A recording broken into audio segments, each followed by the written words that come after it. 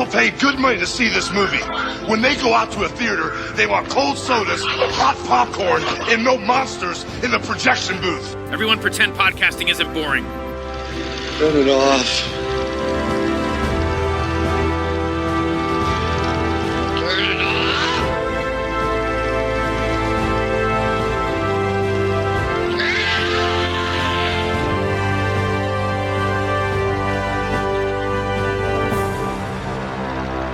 This patch of desert is our very own chunk of heaven. Ain't it, baby? Sure is. Oh, let's don't ever leave. Never.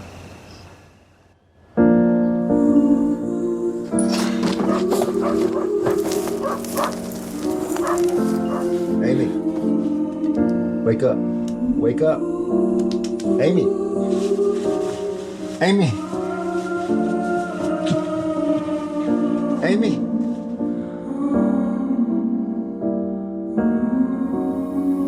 You'd tell me where she was if you knew, wouldn't you?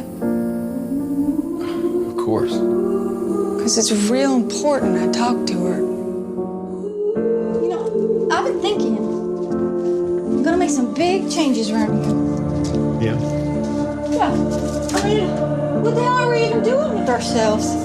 What do you mean? Like right now? Yeah, right now, yesterday, tomorrow. We are innocent! Hit me, man! I'm telling you shit! You still believe what you said about me? What did I say? You think I got a good heart? That's not for me to judge. That's between you and the Lord.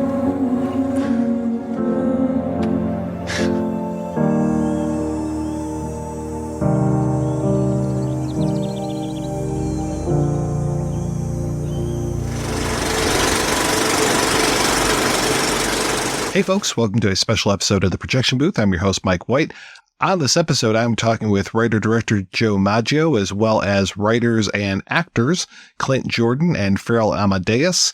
They are all behind the film Bliss from 2024, which is the second part of the Virgil Bliss trilogy. Part 1, Virgil Bliss, came out quite a while ago. We talk about that as well as the new film, which is premiering at Slamdance 2024. Thank you so much for listening, and I hope you enjoy the interview. This is not the first time that you've worked with Clinton and Faryl, correct? It's the first time I've worked with Faryl, but Clint and I worked together for years, going back to 2001 when we made Virgil Bliss, which was the prequel to Bliss. But we've made 3 films or 4 films together, and then Clint, I'm in Brooklyn. Clint used to live in New York, and then many years ago moved out to LA, and he had been working with Faryl, I think mostly around in theater stuff. And when we decided that we wanted to do another film together, he said, we've got to bring in Faryl. But I will say it is the first time, but as soon as we met, as soon as we started talking about this project and hammering it out and writing it together, really, it felt been working with Faryl for 20 years. But it is technically the first time. Now, did you always have this in mind as a trilogy, or is this has it grown in your mind after you did this movie 23 years ago? That's got to be wild for you. To be completely honest, no. When we made this film, it was really out of, I don't want to say desperation, because I think there's negative connotations around that, but it was just this really intense desire to make a movie. And that was really all we were concerned with. And I say we because it was very much a communal effort with Clint and the other actors and our producer, and everyone really just pitched in. And we'd been talking about making a movie and the kinds of movies we wanted to make and the kinds of movies for so long, for years. And then finally we're like, we have to do this. It was right around when digital was becoming a viable format for festivals and for even theatrical. It was Dogma in 95 and the late 90s. And so we just ran with it. We were not thinking trilogy, I have to be honest with you. That said, over the years, Clint has always been proponent of picking up Virgil's story because you do feel like we've abandoned Virgil, this character that we love, and we've left him in the lurch, so to speak. Clint occasionally would suggest that maybe we pick up the Virgil story. I don't know, it just never felt like the right time. And then sometime around 2020, 2021, Clint and I were talking, and it's like, of course, why haven't we done this? And I will say, as soon as we decided to make the sequel, I knew that there had to be then a third one as well, because we were discussing about the sequel. There was no way we could fit it all in one movie. It felt like it would be two movies. Are you saying that this movie is your pandemic project? No, absolutely not. But Clint can speak to, I think Clint has a really nice perspective on this. Joe and I, we go back so far. We met on a graduate student film, Harlan Bosmasian's graduate student film, and Harlan is the cinematographer of the original Virgil Bliss and Bliss. So it's the band that got back together here in a certain sense, where we've all been playing gigs with everybody else. We decided, hey, the best times of our lives have been playing together. We didn't know what we were doing.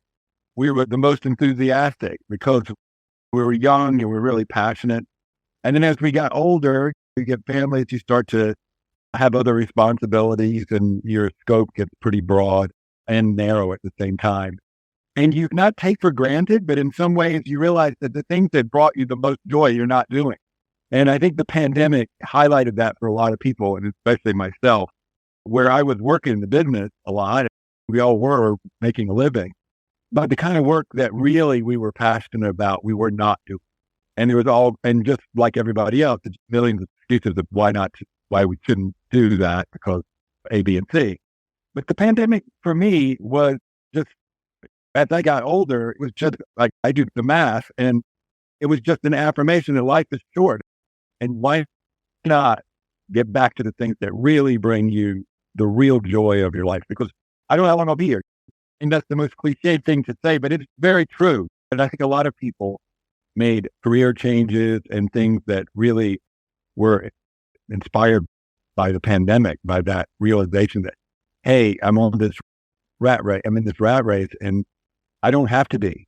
I can just get off this treadmill if I want to, and I can do something else. So Joe and I started talking again, and our kids are getting a little older. I think that has a lot to do with it. And we're like, man, we got to get back to doing this kind of work that we were so passionate about and have been our whole life. Every time we talk, it's hours and hours of film and story, and just all of us, even today, all of us here are part of that. Our people, this is what we love. We love this kind of work. So we started talking about it. What are we going to do? What kind of story should we do? We started thinking about Virgil Bliss. Where is he now? What has he been through? What have all of it? And for me personally, I just told Joe, I said, man, I just feel the need to do something that has no irony, no time warp, black holes, strange plot twist. I don't want to do a straight up drama which is about human connection, loneliness, interaction, love. And I think we all want that right now. The pandemic has made us so isolated. I feel like returning to the animal. I just need to go outside and scream. I'm going crazy with the mask on every day and not being able to see other people. So I told Joe about Faryl. I've been working with Faryl, who's just incredibly brilliant. And I just was trying to think how we were going to put up a play. The pandemic came, and that's how we ended up together. You didn't call me incredibly brilliant. That's my take. I think that's a given, right? That's a given, John. That's a given. We already knew each other's brilliant. But finding the right third for the band was not easy. It's like that thing where someone really inspires you, and working with Faryl also was part of that inspiration, because when we started working on Blackbird, just the work ethic and being really immersed in the process again, which is such a joy. And I just reignited my passion for creating. And I thought, hey, let's take this back into what we were doing when we made the original Virgil Bliss. And Joe and I made a number of films after that. Let's just do it. And so I told Joe about Faryl, And I said, hey, we should all work together because these are our people. And that's what kicked off all writing together and starting this project for Bliss. Faryl, what was this experience like for you being brought into this group with these two guys who already knew each other, but obviously you had worked with Clint before? It was great. It felt very natural and like family almost. We all just worked so well together. And it was such a joy to craft the story with these two people. We all have very similar tastes, but are all just a little bit different. And yeah, we get on these epic Zoom calls or these epic FaceTime calls and just talk about what if this happens? What if this happens? What if this happens? And it was such fun, imaginative play. And then we made it. And that was fun too. Was everything pretty well locked down before camera started to roll, or were you still tweaking things as you were making the movie itself? It was pretty locked, except I think what Joe, you're about to say is that the location that we found was a little bit nicer than what we had imagined. So we had to throw a line in there in the story. Oh, she got the house in the divorce. Movie magic. There's an old story I read in Luis Buñuel's autobiography, My Last Sigh. He talks about working with Dali, Chien Andalou, in this surreal short film that they made. And they had a deal. So they were writing it together and they had a deal. If one of them said, no, I don't like that idea, they just moved on. There was no, oh no, we have to, there was no argument. And I feel like we never discussed, we never talked about how we were going to work together or our arrangement, but really was like that. We do share a very similar taste, but we have obviously very different lives and different sensibilities. So everyone was bringing something slightly different, but it never felt we were having these dragged out discussions of what it should be. It was like, what about this? And if there was a sense that maybe not, we just moved on. So it was a pretty smooth communal writing process.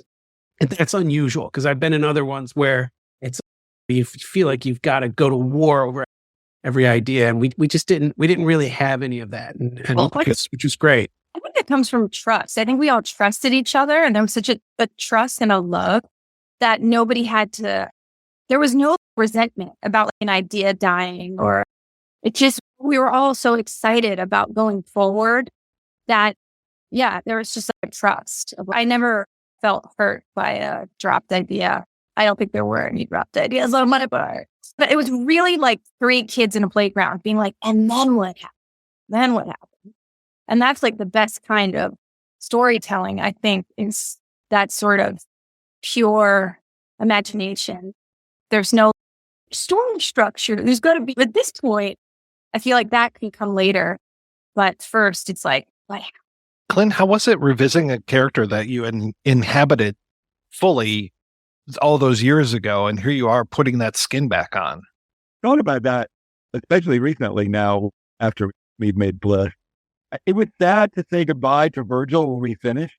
In fact, Fredrik Thor Fredriksson, the Icelandic filmmaker, wanted to remake Virgil Bliss in 35 with the original cast. And we said no, right? Partially because of our stupidity and youth, that we were just there and idiotic, if I may speak for everyone involved. But the other part was, I had lived with Virgil, wasn't married, I didn't have kids, I was completely single in New York City. I was laying on the floor in Virgil clothes, like for eternity, with fake tattoos on, and walk down the street, people crossing the street not wanting to, they saw me. And I would forget, I'm in total Virgil regalia. There were guys we were shooting at Virgil Bliss. We were down in St. Mark's Place that Hustlers thought Joe wanted to do a lot of Cinema Verde stuff where also he was hidden. And I'm like, I'm going to get killed down here, man. Because these hustlers kept coming up thinking I was taking over their territory, street corners, hustling in New York. And we had a scene where Virgil tried to meet people on the street. And New York, especially in the early 90s, were not cool with that at all. But yeah, really came to love Virgil, and I loved his almost childlike naivete, and then also this incredible propensity for violence, which he's trying to control but doesn't really know how. It almost reminded me a lot in the old days of sort of Danny and a Deep Blue Sea or the Shanley character, where you have this person who's violent but doesn't know why. I love that dichotomy, Virgil. Also, the fish out of water. He's from the South. He's in New York City now, trying to navigate. And I can relate because I moved to New York from North Carolina in 86 into the East Village, which was like being landed on Mars. These people are New Yorkers, was not originally an honorary New Yorker, I'd like to say. But because after 22 years, I did feel like a real kindred spirit. But yeah, coming back to Virgil was really nice. And then the question of how you take Virgil and age him with all the ham-fisted shots this guy's had to the body and still have Virgil underneath, but this man who's now decades older, how has his view changed about the world and about what he can do and about what he wants to do with his life? So that was really a fun challenge. And that was something we all three worked on too when we were constructing the story. Now, Joe, since you said this is a trilogy, I'm curious, are you going to come back in another 22 years, or is this a more immediate trilogy?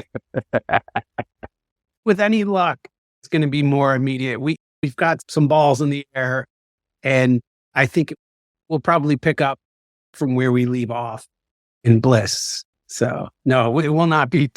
Yeah, that would be really testing fate. Maybe you're doing a Richard Linklater or something, you know? Sure. Exactly. We talked a little bit about the way that the character changed throughout this time, but the way that you changed, both Clint and Joe, especially Joe, having worked on all of these other films over the years, how does that affect you when you come back to this same character after all this time? You've had a lot of experiences in between then and now that you can bring to the table. I teach film, so sometimes I go into film professor mode, so forgive me.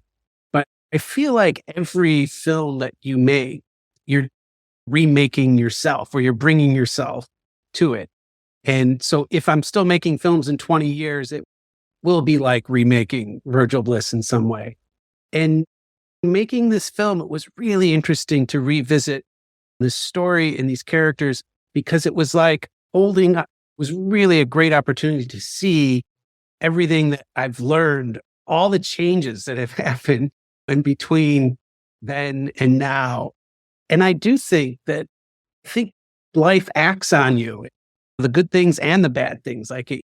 And I felt very like approaching Bliss. I felt very much an old soldier who's been kicked around a little bit and revisiting an old story, telling it maybe slightly differently. I think my directing technique was different, Clint. I don't know. You could probably speak to that. I think back in 2001, I was very much under the influence of like John Cassavetes. Clint and I had been in an acting group with a bunch of actors at the Actors Studio, and there was a lot of talk about acting and the process. And I brought that into my direction, and we talked a lot about characters. And I think, I'm not saying that I think that stuff is bad. I now work, I think, in a kind of a shorthand, and especially working with Clint and Faryl, I can do that. I don't have to get too involved. They show up with having made all their choices. And to try and bring it back to your question, it's like unwrapping a time capsule, making Bliss. I was confronted with all maybe the kind of director I was, and now who am I now? Faryl, had you ever played a double role before? No, but I played some pretty big characters. I was once in a musical where I played Bill Gates called Nerds. It was an incredible experience. And I remember so people that came to see me who didn't know it was me. They didn't know it was me in the part. And it was such a rush that people didn't even know that I was a woman. And that's exciting to me. I really liked playing the two parts. Were fun. I honestly wasn't sure what to expect when you signed on the call today, just because you looked so different between now and then the two roles. I was surprised when I read that it was the same actress playing both roles. When you saw it, did you know? I think I knew already going in, but I was just like, really? Is this not a typo? Is this not something wrong on IMDb? This doesn't seem right at all.